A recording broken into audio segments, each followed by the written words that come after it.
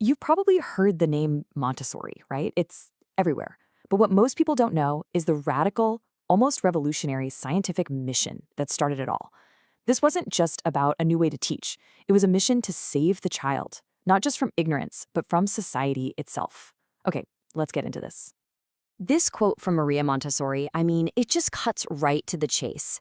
She was looking at the schools in the early 20th century and seeing a huge problem. They weren't places of liberation or growth. They were just mirrors, reflecting and reinforcing the exact same injustices that existed out in the world. But here's where it gets really interesting. For Montessori, this wasn't just about class. Her diagnosis went way deeper.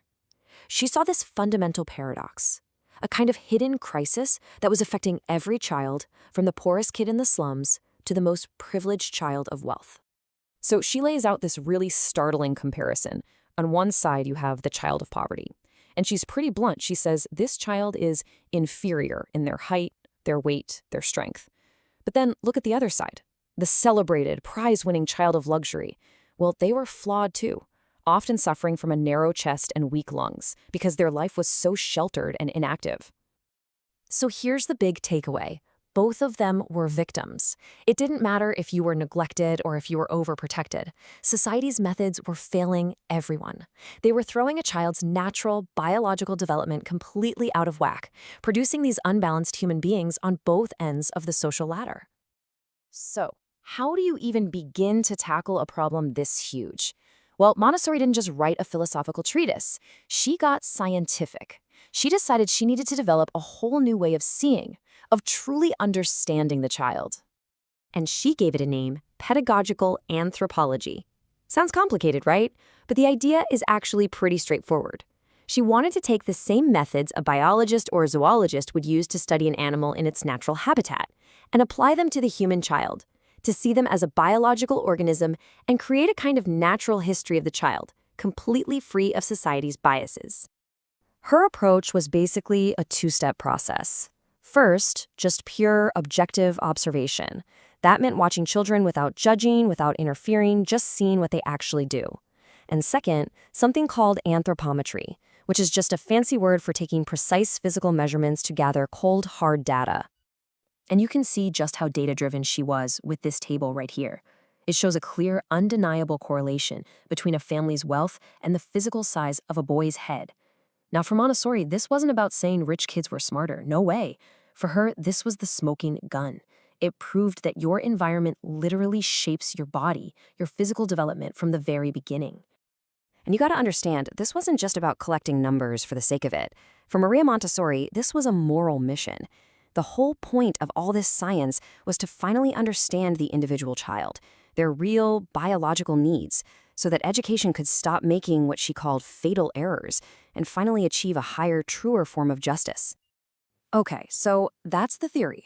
But how does it actually play out in the real world?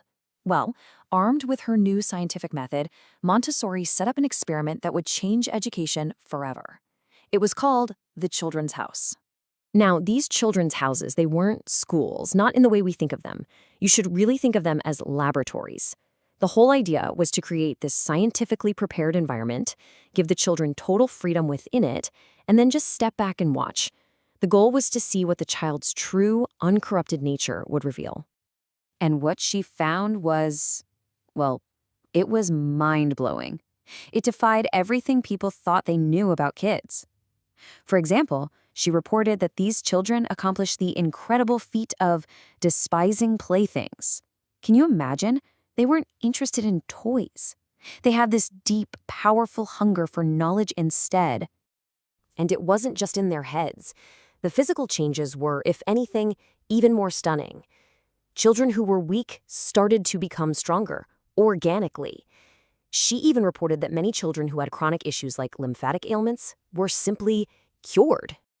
The transformation was so visible, so dramatic.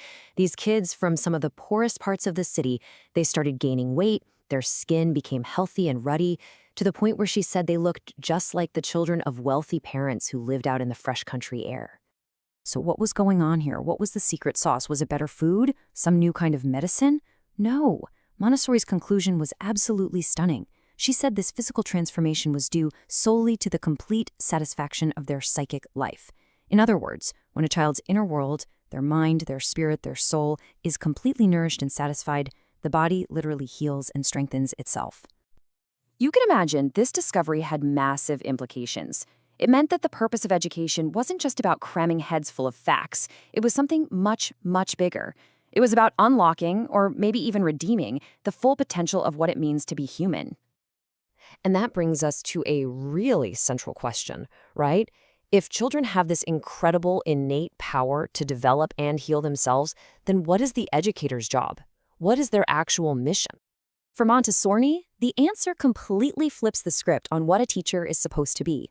Their job isn't to drill and discipline and pour information into an empty vessel. Not at all.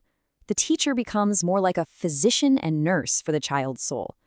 Their job is to diagnose what that child needs and then create the perfect environment for them to flourish on their own. I mean, the difference is just night and day. You have the old way where kids are literally bound to iron benches, their bodies restricted, their minds forced to follow a rigid program. And then you have the new way, which is all about liberation. It's about free movement for the body and this deep, psychic satisfaction for the soul that leads to real, holistic growth. So in the end, Montessori didn't think she'd just come up with a better way to teach. She truly believed she was kicking off an entirely new era, an epic of spiritual health.